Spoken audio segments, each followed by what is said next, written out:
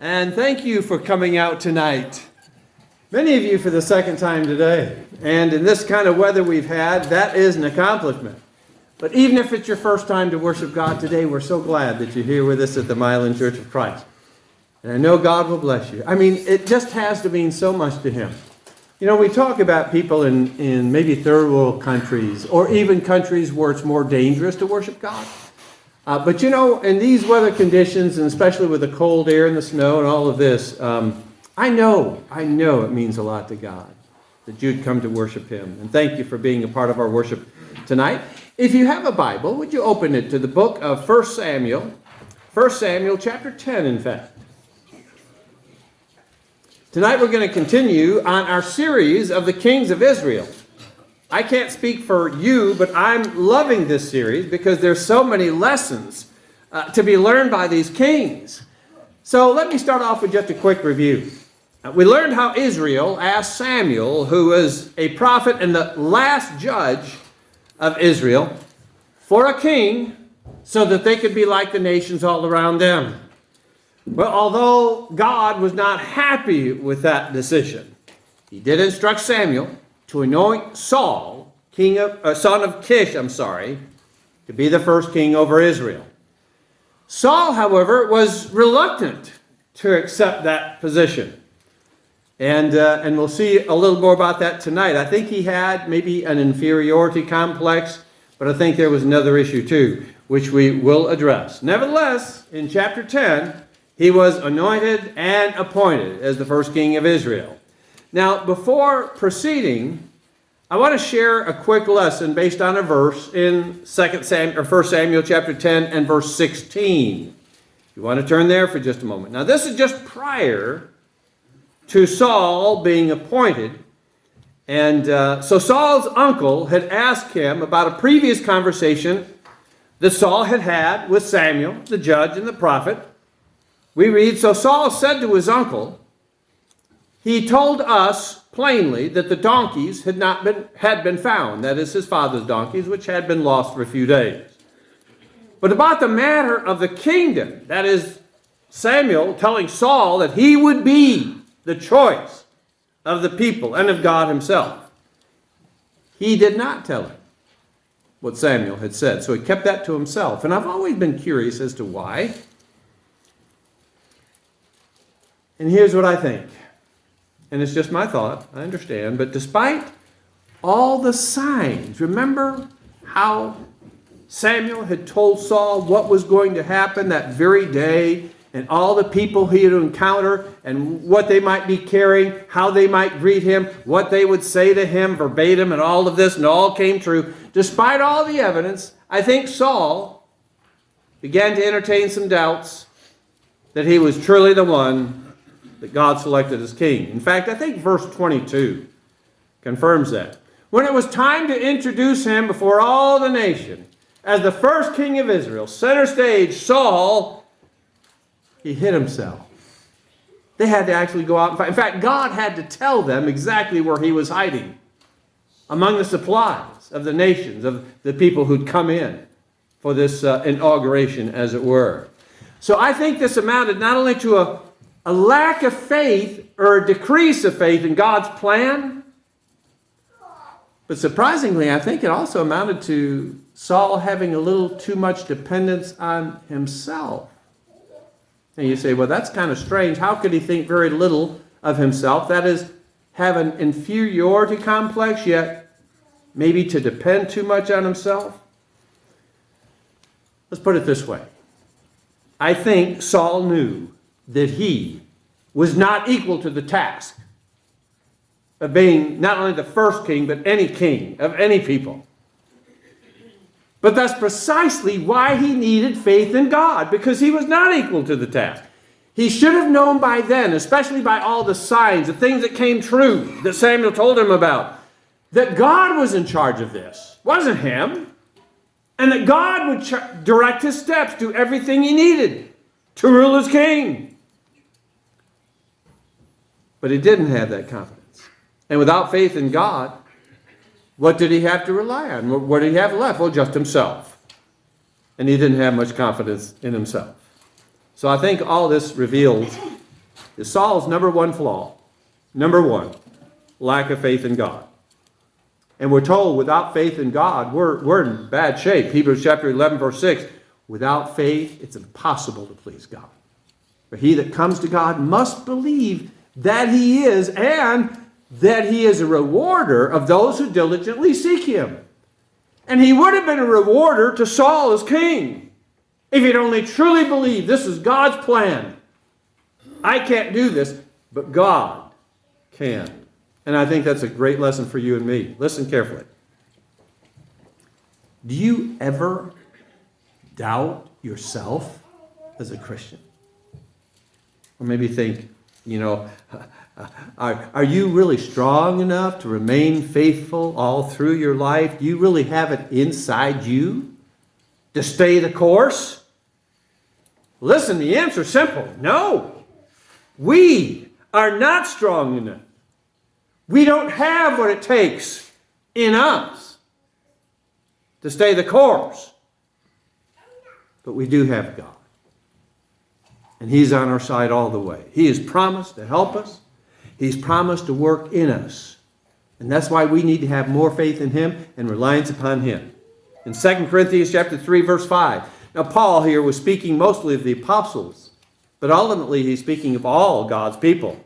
He said, not that we are sufficient of ourselves to think of anything as being from ourselves, but our sufficiency is from God. And folks, that faith is so, so important, something Paul obviously lacked. 2 Corinthians 12, verse 9, where God spoke to Saul, when he wanted God to take this thorn away from him. Jesus said, my grace is sufficient for you, for my strength, not yours, Paul.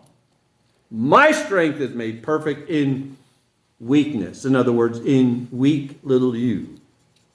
Therefore, Paul said, most gladly, will I rather boast in my infirmities, my human weaknesses, that the power of Christ may rest upon me.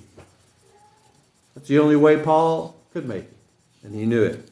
Finally, he really knew that. In Philippians chapter 2, verse 12, he told the church in Philippi, it is God who works in you, both to will and to do his good pleasure. That same letter in chapter 4, verse 13, I can do all things of myself. No, through Christ, who strengthens me. In Romans 8:37, he said, we are more than conquerors through him. Some translations, in him who loved us. And that's a lesson I think all of us need to learn, to have more faith in God, less faith in ourselves.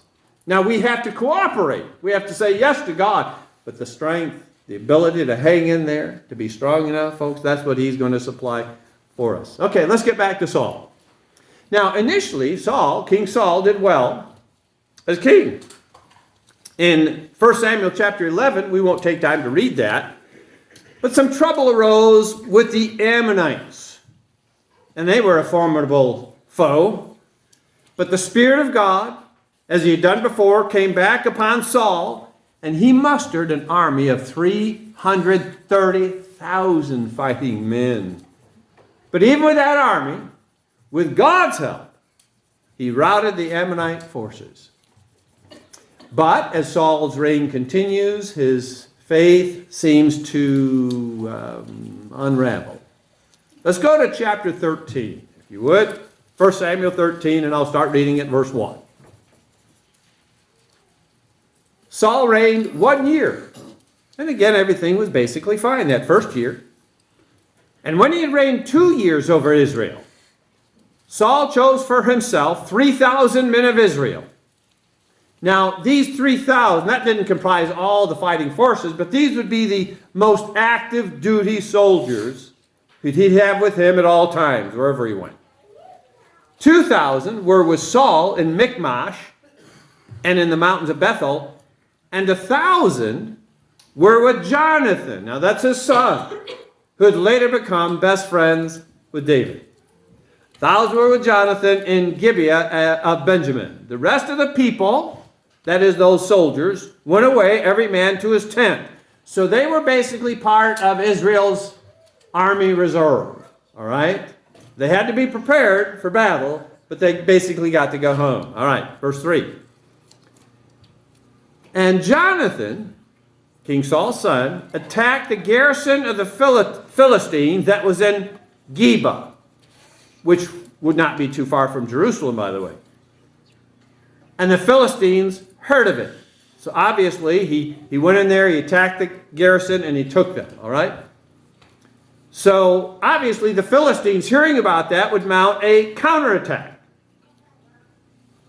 Now, this next part's a little interesting. I don't understand it all. We'll just explore it a little.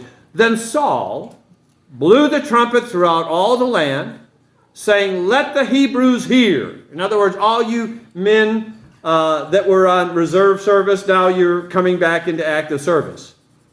Now, all Israel heard that Saul, and this is the part a little confusing maybe, that Saul had attacked a garrison of the Philistines. Now, didn't Jonathan do it? Yes. So either there was an inaccurate rumor circulating, or perhaps Saul had commanded Jonathan to attack that garrison, and that would explain it.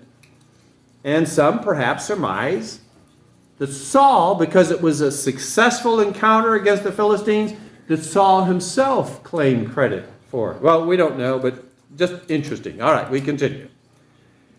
And that Israel also had become an abomination to the Philistines, which means now they have become the Philistines' number one enemy, their arch enemies. And all the people were called together to Saul at Gilgal. Gilgal, by the way, is not too far from Jericho, very close to the Jordan River. We continue. Then the Philistines, now let me tell you, when they counterattack, they don't mess around. They gathered together to fight with Israel. You see, when you attack a nation, even if it's a minor attack against a garrison, the Philistines take that very seriously. Like you're attacking the whole nation. So here's what they do. They gather 30,000 chariots, a formidable weapon. The chariot being pulled typically by 2 horses. Sometimes with 2, depending on the size of the chariot, or 4 soldiers, and they have a great advantage. They have the advantage of speed, and they have the advantage of height over their enemies. Back then, you didn't want to mess with some soldiers in a chariot. And not only that, 6,000 horsemen, cavalry, and people, now this would be the infantry, as the sand which is on the seashore in multitude. Nobody knows how many for sure the Philistines were gathered. Some estimate it could have been 500,000, 500,000. Now Israel, we know, had 330,000 that would be willing to fight. And let's just say the Philistines only had 300,000. It'd be pretty even up, right? Not with the chariots and not with the horsemen. That just puts the balance way on the side of the Philistines. Well, we continue. And they came up and encamped at Mishmash. Oh, I'll tell you what, it would have been amazing to see the sight of the chariots and the horses and all those soldiers. All right? To the east of Beth-aven, which is very close to the city of Ai. You remember that city? When Israel crossed the Jordan, attacked Jericho, took it with the help of God. The next city, a much smaller city, Ai, and they couldn't take it because of disobedience. Well, this is where the Philistines are camped.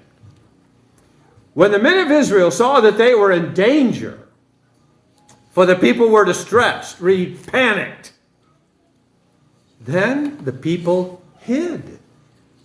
That's the first thing they did. They saw this, and they just ran for the hills. They hid in caves and thickets, in rocks, in holes, and in pits.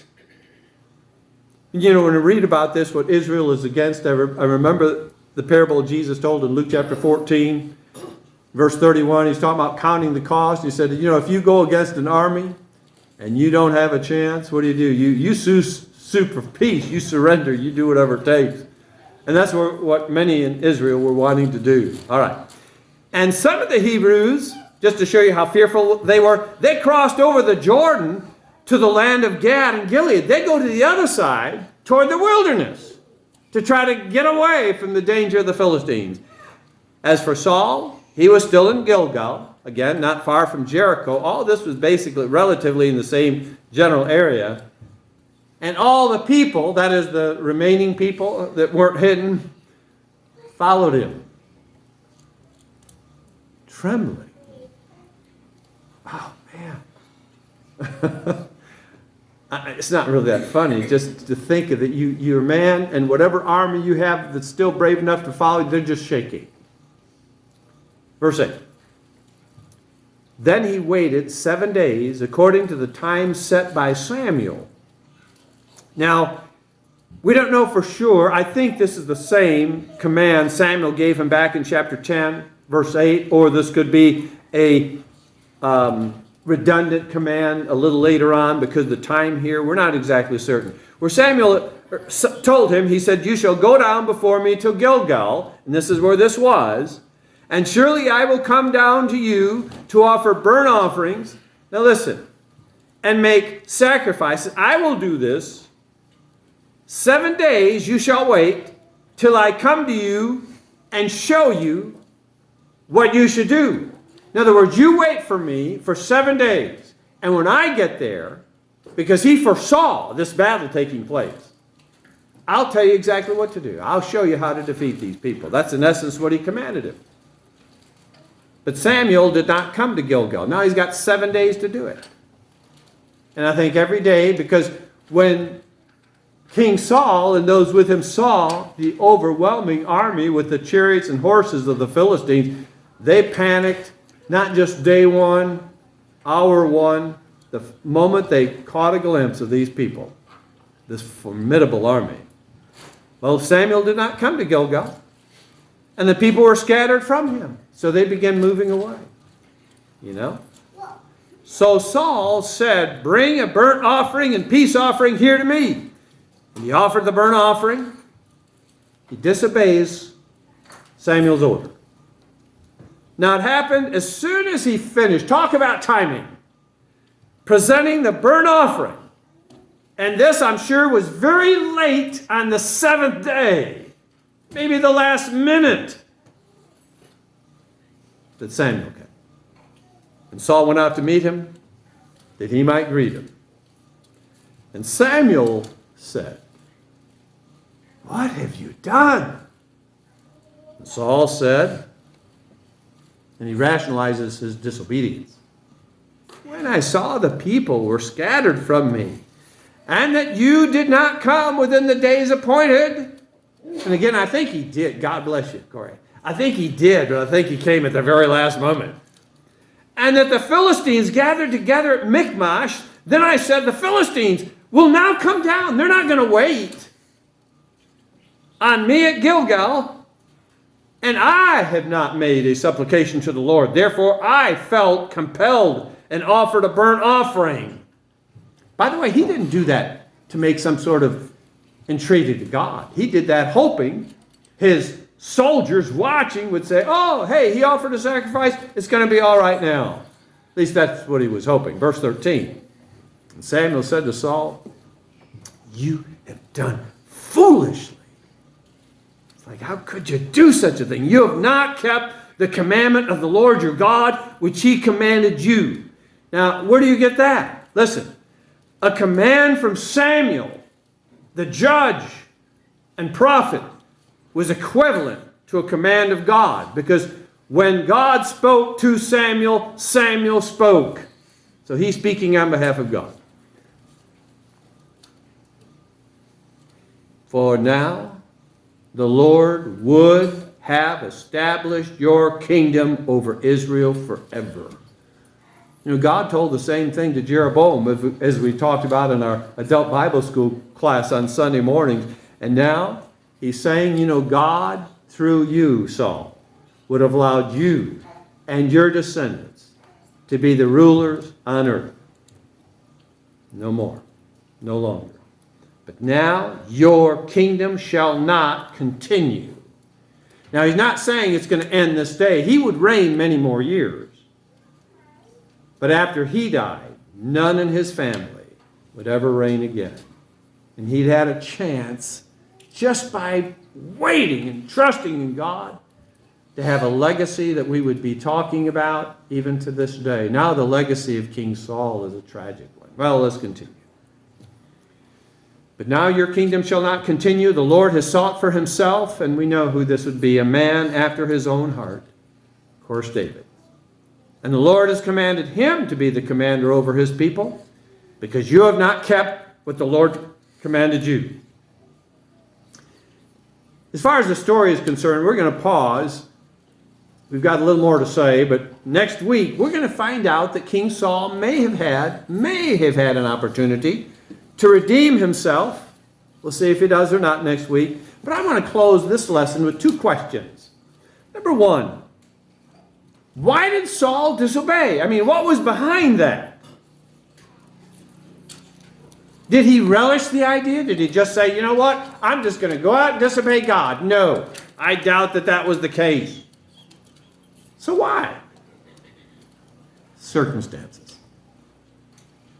Circumstances influenced and even dictated what he did, which reveals a lack of faith in God and a lack of commitment to God.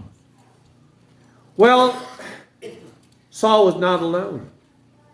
You see, when everything's going well, it's so easy to have faith in God, so easy to obey God. But when things are not going as well, our faith and commitment to God, or lack thereof, will become evident. And I know that from personal experience. Not just once, not just twice. I couldn't even tell you the number of times when things were not going well that I allowed the devil to influence me, typically through someone, to make decisions for which I would regret, some of which for a long time.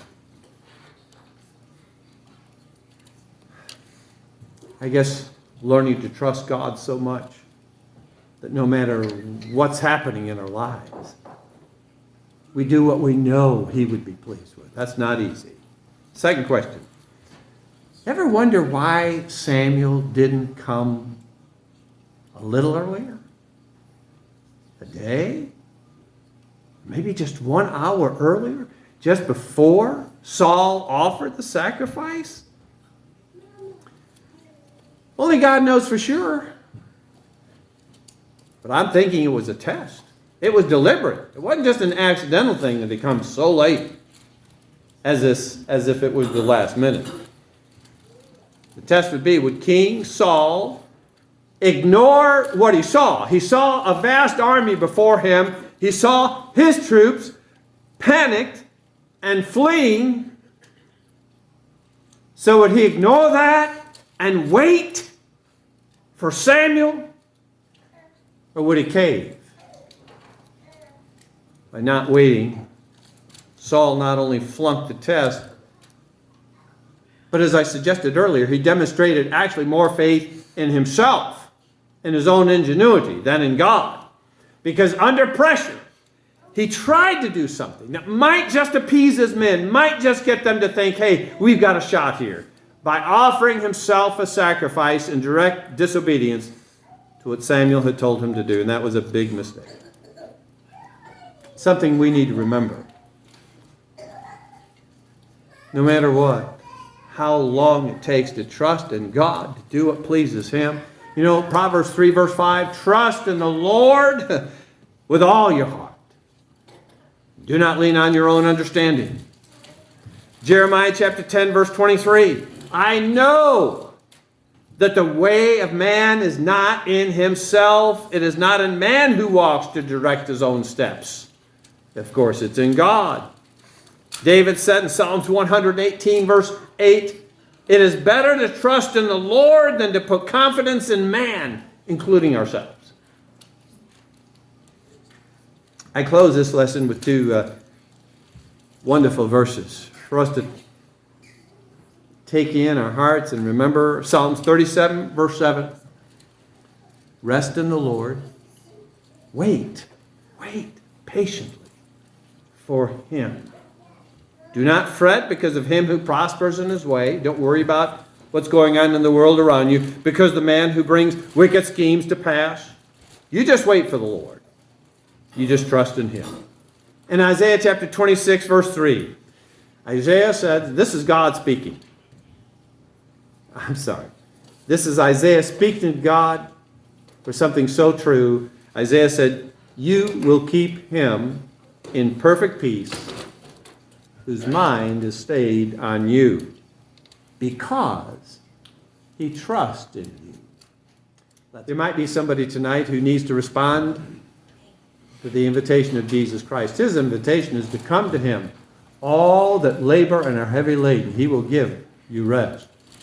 To believe in him as the Son of God. And that's the only way you'll ever get rest anyway. He that believes and is baptized shall be saved. Mark 16:16. If you're ready to become a Christian tonight, you can come up here. We'll hear your confession. If you're really willing to give your life to repent of your sins, we'll baptize you tonight. Now, you may need our prayers tonight. We haven't had a lot of requests for prayers in recent days or weeks. But if you need our prayers, we'd ask you to come up so that we can pray for you. Only reason? Because we love you and we know God will hear those prayers. If you need to come up for any reason, please come up, have a seat up here as those of us who can stand and sing the song.